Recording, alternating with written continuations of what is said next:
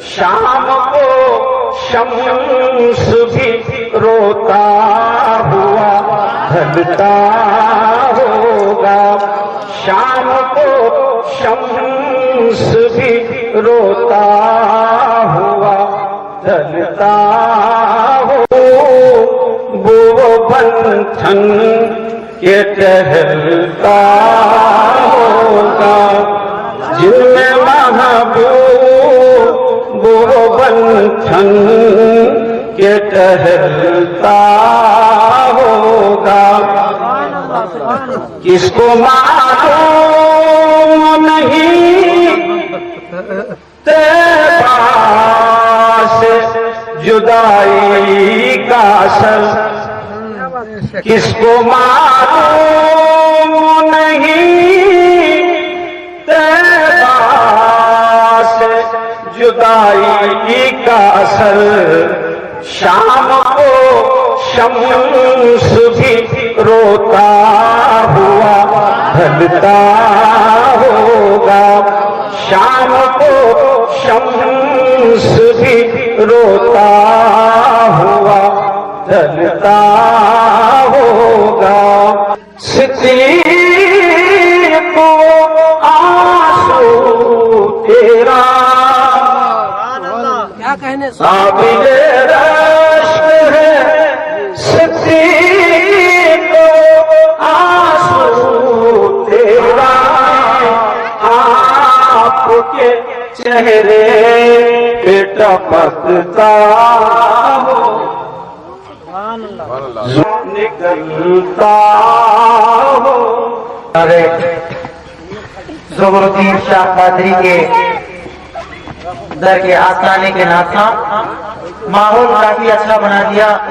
زلف سرکار سے جب چہرہ نکلتا ہوگا پھر بھلا کیسے کوئی چاند کو تکتا ہوگا۔ انہوں نے جو شعر کہا، شعر کو مجھے حدیث مبارکہ یاد ہے۔ حضرت ابو ہریرہ رضی اللہ تعالی عنہ آپ سے روایت ہے کہ آپ فرماتے ہیں کہ میں ایک چاندنی رات میں سرکار دو عالم صلی اللہ تعالی علیہ وسلم آرام فرما رہے تھے اور مجھے ایسے لگ رہا تھا کہ جیسے چاند جو ہے وہ سرکار کے چہرے سے ضیا پا رہا ہے۔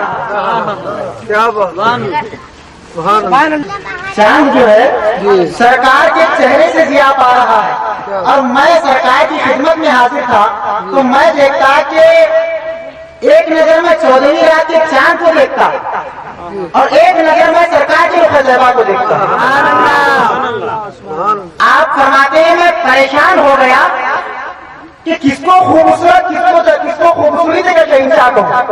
کبھی ایک نظر 14ویں رات کے چاند کو دیکھتے ہیں اور کبھی ایک نظر سرکار کے رخ زیبا کو دیکھتے ہیں، تو آپ فرماتے ہیں جب میری عقل کام نہیں کرے، جب میرے عقل نے کام کرنا چھوڑ دیا تو میں یہ سمجھ چکا تھا کہ فَإِذَا هُوَ أَحْسَنُ مِنَ الْقَمَرِ، تو حضور کا چہرہ مجھے چاند سے بھی زیادہ حسین ہونے لگا۔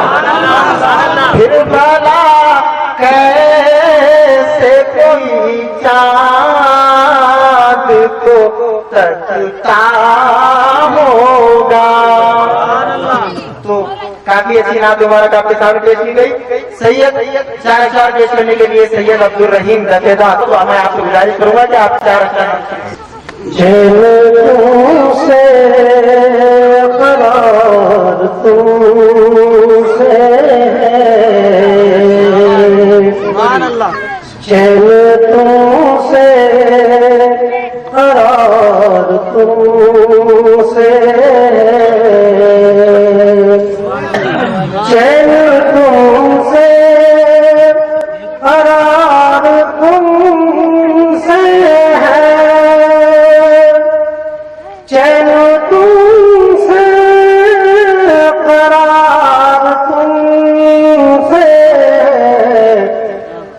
زندگی کی بہار تم سے، زندگی کی بہار تم سے، کیا کروں لے کہ ساری دنیا کو، کیا کروں لے